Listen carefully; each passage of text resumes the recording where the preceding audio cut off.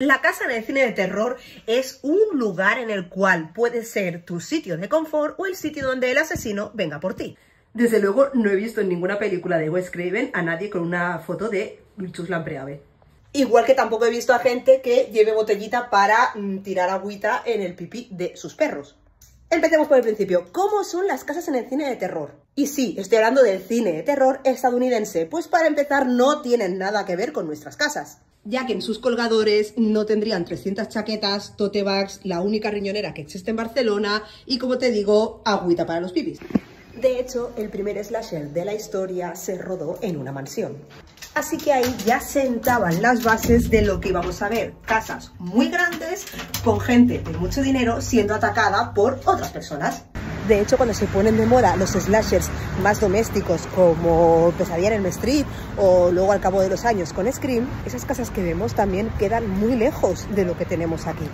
Por supuesto que te da miedo que Freddy entre en tus sueños o que Ghostface te pueda acechar, pero seguimos sin sentirnos interpeladas, porque tú estabas viendo Scream en tu casa de 50 metros cuadrados pensando, yo no tengo puertas de atrás. De hecho, lo más cerca de una casa, que no un piso, era la casa de tu abuela en el pueblo y probablemente no era la casa de Sidney Prescott. Bueno, y por supuesto, nuestros novios y o asesinos no entraban a nuestra casa por la ventana de nuestra habitación. Y aunque la peli te diese miedo porque era un asalto en una casa, tú no te sentías interpelada tanto por el allanamiento de morada, sino por el que te pudieran matar, ya que esa casa para nada era la tuya.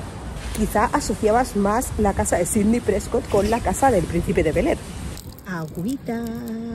Bueno, y lo más cerca que había estado tu perro de correr por el jardín era llevarlo por Avenida Mistral o por el parque del Auditori. Bueno, si eres una niña de los 80, 90, te sientes interpelada por el acechamiento a las adolescentes porque seguramente has vivido el caso de las niñas de Alcácer, pero ese es otro tema. La primera casa que vi en una película de terror, casa barra piso, que podía llegar a tener algo similar a mi piso y que realmente me diese miedo, fue en la película del muñeco diabólico. Ahí sí había una casa y ahí sí que empezaba a haber una familia precaria. De hecho, teníamos a una madre soltera con la tía, que no recuerdo si era la hermana o la cuñada, porque el padre era una persona completamente ausente, o a lo mejor estaba muerto, no recuerdo, pero era una persona que no existía, y Danny estaba completamente obsesionado con Chucky. Ok, de hecho, Chucky, yo creo que todas las niñas de los 80 hemos tenido a un baby fever muy parecido a Chucky. Y aunque no era la casa más parecida a la nuestra, pero ya te sentías un poco más interpelada, porque uno, tenías el baby fever, y dos, vivían en un piso. Y es muy diferente la palabra piso a la palabra casa. De hecho, la palabra casa yo la integraba muchísimo en series como pues Padres Forzosos, donde había ese pedazo de casa que igualmente con la estructura de fuera no tenía nada que ver con la de dentro, pero eso es otro tema. Pero sí que es cierto que yo sabía que en una casa, los problemas no eran tanto problemas porque acababas abrazada al tío Jesse. En cambio, en un piso, los problemas eran reales, incluso en el piso de la película de El muñeco diabólico, porque en esa casa había una madre que lo estaba pasando fatal para poder comprarle el puñetero muñeco al niño. ¿Cuántas películas de terror suceden en un piso? ¿Y cuántas películas de terror suceden en una casa? Vale, es muy probable que no fueran las mejores casas del mundo, porque seguramente en esas casas habían muerto 300 espíritus que luego iban a acecharles a ellos. Pero coño, tenían puerta de atrás y yo no la tenía. Llegado a los 2000 empezamos a darnos cuenta que existen películas que se pueden llamar de terror inmobiliario. Y no me refiero a tener 5 Airbnbs en tu escalera o que tus vecinos tiren colillas por el patio, sino una serie de películas que de repente sucedían en un piso. Bueno, y otro dato muy importante, en la gran mayoría de películas de terror donde la acción sucede en una casa en la cual acecha ya sea un asesino o un espíritu, un ente ectoplasmático o quien sea, esa familia tiene el poder adquisitivo como para dejar esa casa e irse a otra. Aunque bueno, normalmente si es un ente se va contigo. No fue hasta el año 2003 cuando vi The Ring, película que me aterra, por cierto, cuando, aunque estaba muy lejos de la realidad, al menos en ese momento y ahora también, nuestra protagonista, Naomi Watts, tiene tremendo loft, pero ya no está en una casa. Quien tiene una casa es su hermana y su sobrina, la que es pues desvivida por Samara, pero ella vive en un piso. Vale, lo sé, no os sentís interpeladas porque no tenemos un loft con unas cristaleras impresionantes, lo sé. Spoiler, cariño, no lo vamos a tener nunca. En el año 2000, Alex de la Iglesia llegó con la comunidad aportando su granito de arena a este terror inmobiliario. Para mí, de verdad os lo digo, la comunidad es el proto, aquí no hay quien viva. Pero en el año 2007 llegó la película que nos dio realmente miedo, terror inmobiliario. Y sé que sabes por dónde voy. Y si no te preocupes, te lo cuento. Una peli que no nos vimos venir, la verdad, y que nos interpeló a muchas de nosotras. Para empezar, era una peli española. Además, imitaba ese formato de callejeros, ya sabes por dónde voy, que se llevaba tanto en esa época. Además, la trama era un grupo de bomberos con esta persona del programa acudirán a la llamada de unos vecinos porque una señora mayor se ha caído. Nada nuevo bajo el sol. Además, al llegar encontrábamos un grupo de vecinos que podrían ser los tuyos, una madre con una niña, una pareja de ancianos, un hombre que vivía solo porque su madre había fallecido en ese piso. Bueno, pues un montón de gente bastante variopinta, pero anclada a la realidad. Y por supuesto, si eras de Barcelona, habías visto lugares súper míticos como la Rambla Cataluña o los bomberos de Barcelona. Por si no te has dado cuenta, te estoy hablando de Rec, de Paco Plaza y Jaume Balagueró. Te estoy hablando de la primera, pero creo que también podemos meter la segunda película aquí, ya que en la segunda nos enseñan lo que está pasando en el edificio de enfrente. Así que, terror inmobiliario. Y os voy a contar una cosa que pasó con Rec. Yo en aquella época vivía en una finca del Raval que se parecía bastante a esa finca regia de Rambla Cataluña, pero claro, por supuesto, mi casa no era esa finca, pero era muy parecida a todas o la gran mayoría de fincas que tenemos en el centro de Barcelona. Así que os podéis imaginar, muchas de mis amigas me decían, es que tu casa parece la casa de Rec. Nos empezamos a sentir interpeladas con el terror inmobiliario cuando llega a nuestro plano de la realidad. Ya no somos Sidney Prescott, ya no somos Naomi Watts en The Ring, ni la madre de Dani en El muñeco diabólico. El terror ahora estaba en nuestra ciudad, en una finca como la nuestra, con unos vecinos como los nuestros. Por cierto, en mi piso actual también podrían grabar Rec. O sea, el terror inmobiliario llegó y de la mano de Jaume Balagueró, como os digo, sobre todo con películas como Mientras duermes, que eso sí que da mal rollo. Y ahí no hay nada paranormal. Y a partir de ahí, como te digo, llegaron muchas de esas películas a las que a mí me gusta calificarlas como terror inmobiliario, porque el terror está en un piso. No en una casa, no en una casa en la cual no te interpela para nada, porque, seamos sinceras, a ti la casa de Sidney Prescott te dice algo más allá de que es una casa que nunca vas a tener porque no vas a vivir en Woodsboro, entre otras cosas porque Woodsboro no existe. De hecho, ¿qué hubo más terrorífico que el confinamiento? Ahí sí que... Además de Rec o, como te digo, Mientras duermes, tenemos Malasaña 32, tenemos Verónica, Venus también de Jaume Balagueró, que también, aunque es una peli que está adaptando una obra de Lovecraft, Jaume Balagueró se la lleva hacia el terror inmobiliario de nuevo. Y sí que es cierto que cada vez vemos más películas donde la acción sucede en un piso. De hecho, el tropo de terror inmobiliario en el cine estadounidense lo hemos visto últimamente en Evil Dead Rise, donde dejamos esta casa en el lago o esta casa en la montaña o en el bosque y nos vamos a un piso, una finca, la cual nos encontramos una madre que vive con sus hijos y además que de la nada aparece pues su tía, la hermana de la protagonista, la cual es la típica tía chulísima que viene a estar allí y bueno, de repente pues se lía la de Dios es Cristo. Esto ya lo hemos visto.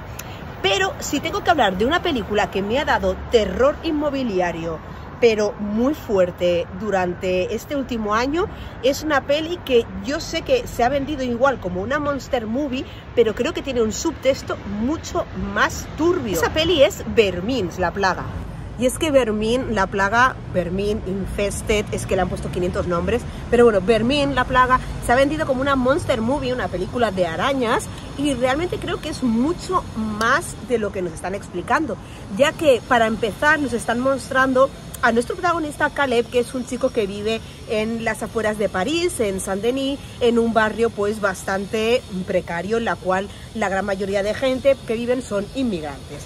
De hecho, si tú traduces vermín, es como alimañas o bichos. Y yo creo que realmente la película no se está basando tanto en la propia araña que Caleb, nuestro protagonista, compra en esta tienda, que lo mismo te compras unas joyas, que te compras una araña de contrabando, sino que el resto de la gente tiene como a estas personas que viven en estos Baudelaires de París o de Saint-Denis, como esa gente que está ahí, como esas alimañas, ¿no? Esa gente que está apartada de la sociedad.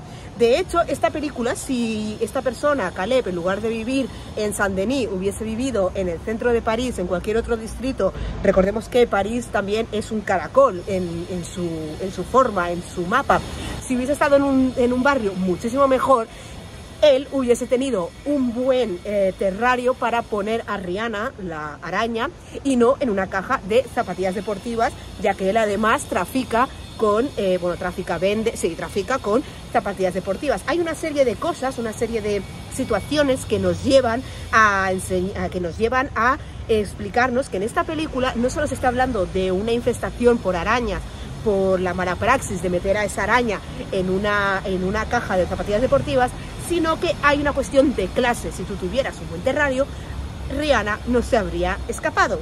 Y es que Vermin toma a Rec durante todo el rato como un referente muy importante. Hay algo que separa muchísimo a Vermin de Rec, y es ese bloque de pisos. El bloque de pisos que vemos en Rec, esta finca regia, no tiene nada que ver con esos pisos en los cuales vemos que viven Caleb y sus colegas. O sea que hay una cuestión de clase también. Lo que nos está explicando Sebastián Banizek, el director de Vermin, es que no solo es la infestación por las propias arañas, sino cómo se ve a la gente que vive en esos barrios más precarios, en esos barrios apartados, pues como vermins, como alimañas, como una especie de bichos que son completamente ajenos a las personas que viven en una finca regia.